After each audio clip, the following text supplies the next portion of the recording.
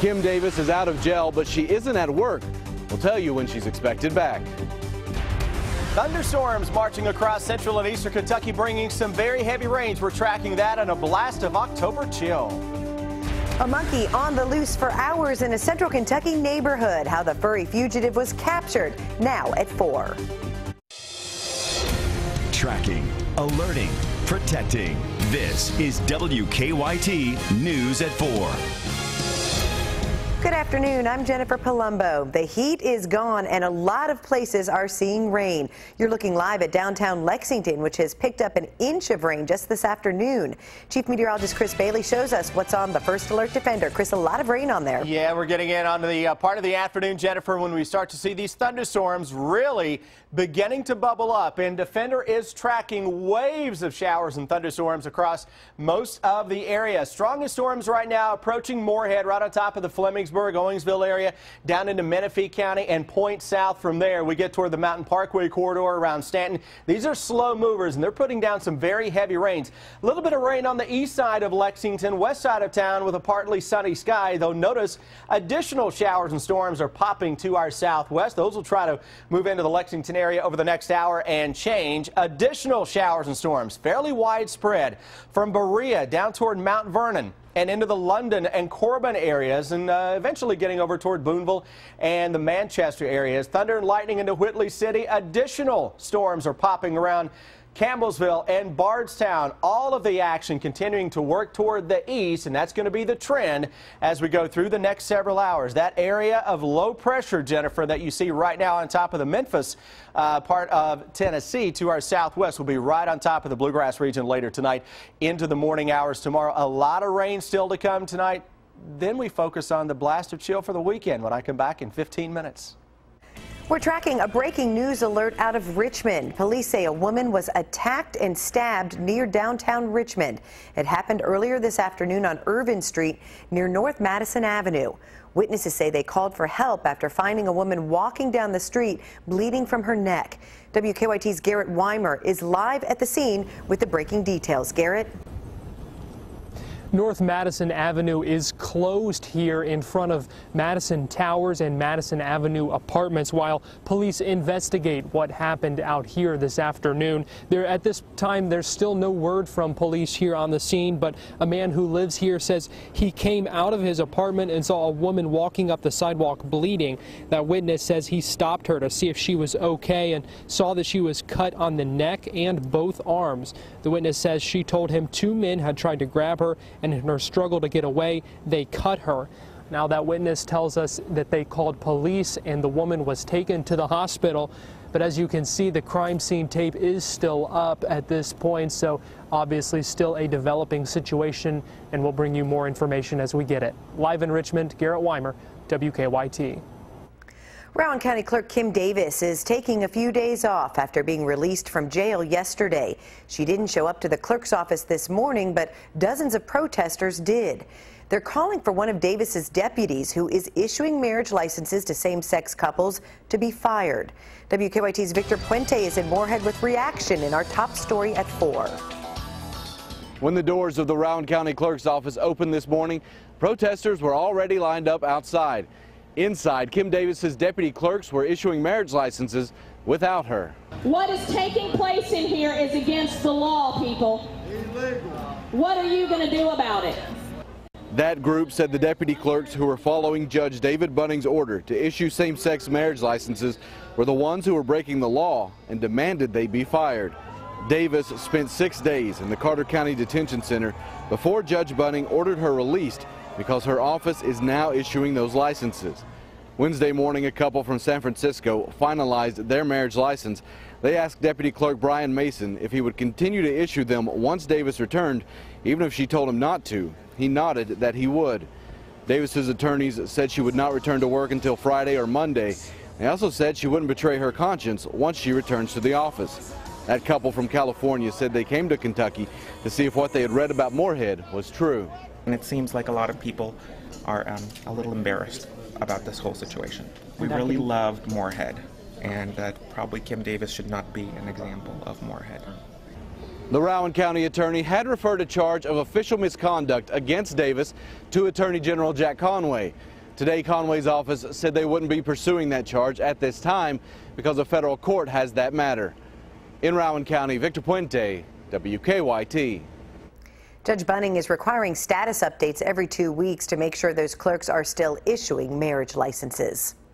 State police are investigating a shooting involving multiple crime scenes in Wolfe County. We know one of the scenes is on Sandy Ridge Road near Highway 15, just outside Campton. Investigators say the shooting victim was airlifted to a hospital. The shooter is not yet in custody. A Lexington teacher is behind bars this afternoon, accused of sexually abusing a teenager. According to her arrest citation, 19-year-old Caleb Brown had sexual contact with a 14-year-old. Police say Brown was an intern at a school run by a Lexington church when the alleged abuse happened. A woman once convicted of animal cruelty in Lexington now faces the same charges in Florida.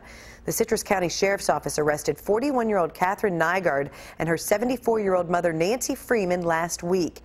Back in July, sheriff's deputies say they found several dead animals on their property, including horses. Investigators also rescued several other animals. The women were living under aliases, so it took police some time to discover they'd been linked to animal cruelty cases in several other states. In 2005, Catherine Nygaard was convicted of animal cruelty in Lexington for allowing several horses in her care to die. The same jury found Nancy not guilty. A monkey who spent 2 days on the loose in Bath County has been captured. A neighbor says someone in the area told her the monkey escaped while the owners were cleaning its cage on Monday. Officials believe the monkey was brought into Kentucky illegally, but they do not know who had him. The monkey is native to Asia. Experts say the breed becomes aggressive after the age of 5. Neighbors believe this one is younger than that. It's not a vicious monkey. It's pretty mild. It's just a little bit skittish. The monkey was tranquilized after it ran up a tree this morning. It's been taken to the Primate Rescue Center in Nicholasville. We'll have more details on this case on WKYT News at 5. Our reporters are working on a number of other stories for WKYT starting at 4:30. Amber Philpott joins us from the newsroom with a look at some of the news in progress. Good afternoon, Amber. Good afternoon to you, Jennifer. 2 people accused of abusing a 4-month-old baby were in court today. The child's mother, Bessie Sizemore, and a caregiver, Michael Henson, are both charged with criminal abuse in Laurel County. Investigators say the child had injuries they believe were from being shaken. The baby is being treated at Kentucky Children's Hospital and is expected to go home tomorrow. It has a very serious injury that looks like it's going to be a permanent injury. It has retinal detachment, and the hospital tells us, and social services tells us, that the child is probably going to be blind for the rest of its life. Both suspects remain in jail. The judge denied reducing bond for the mother because of a previous criminal abuse conviction. Police at 2 of the state's largest universities will soon be equipped with body cameras. The University of Louisville bought 50 cameras and hopes to have officers wearing them by the end of the month. University of Kentucky patrol officers started wearing body cameras in July. 48 cameras were purchased for UK for roughly about $38,000. The move is a pattern seen nationwide following several controversial incidents involving officers. You'll hear from students at the University of Louisville about the addition to campus on WKYT News at 4:30. We don't know who, but someone is $2 million richer today. The Triple R Mart on US 127 South in Frankfort sold a Powerball ticket worth $2 million from Saturday's drawing. The winner came forward yesterday afternoon to claim the big prize, but asked to remain anonymous. After taxes, the winner was paid $1.38 million. You'll hear from the owners of the convenience store on WKYT News at 5:30. That is a look at some of the news in progress. Jennifer, back to you. On Wall Street, yesterday's gains wiped out by today's losses on fears about interest rate hikes. The Dow down 239 points to close at 16,253. The Nasdaq lost 55 and the S&P 27. Macy's says it plans to close up to 40 stores early next year. The Cincinnati-based retailer says it has not selected all of the stores that will close. Macy's says all eligible laid-off employees will get severance benefits. Macy's runs 770 stores and has closed 52 in the past 5 years. The company plans to open 6 lower-priced Macy's Backstage stores later this year. Apple is expected to unveil its iPhone 6s and 6s Plus models today. And for selfie fanatics, the phones are expected to have even better photography and flash capabilities. We'll also likely learn about the new version of Apple TV. Toyota taking the wraps off its 2016 Prius that's expected to get about 55 miles per gallon. That's an expected 10% improvement over the 2015 model's average. In addition to the added fuel economy, Toyota is touting the new car's redesigned and more responsive suspension, its sleeker exterior design, and a new interior. This is the 4th generation of the Prius. It goes on sale early next year. Having a good credit score is important, but it turns out many people are confused about how to get a high score. Marley Hall explains. Getting approved for a credit card, car loan, or home mortgage depends on your credit score. That's the 3-digit FICO score that generally ranges from 300 to 850.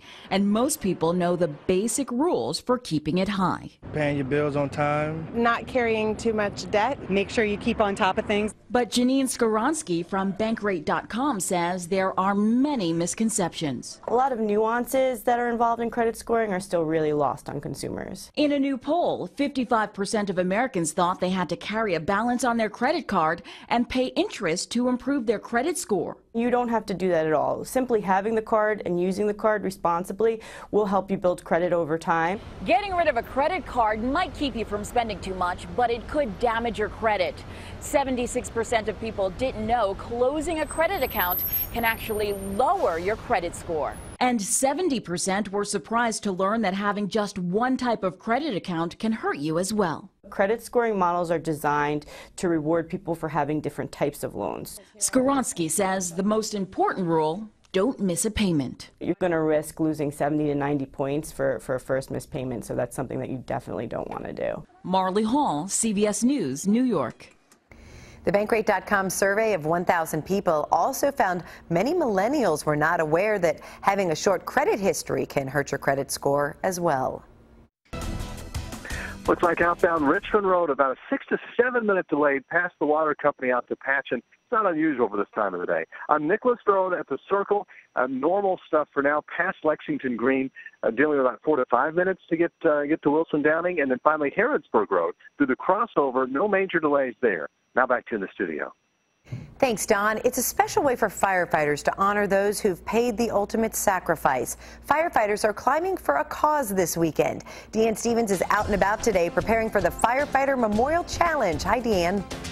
Hey, good afternoon, guys. We are here in Kerwin Tower, and we are making the climb, preparing for Saturday. I can't believe I'm not out of breath yet. I mean, we're only one flight of steps in. John Barnott is with us with the Lexington Firefighters.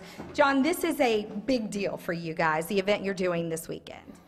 Yes, it's to help to remember 9/11.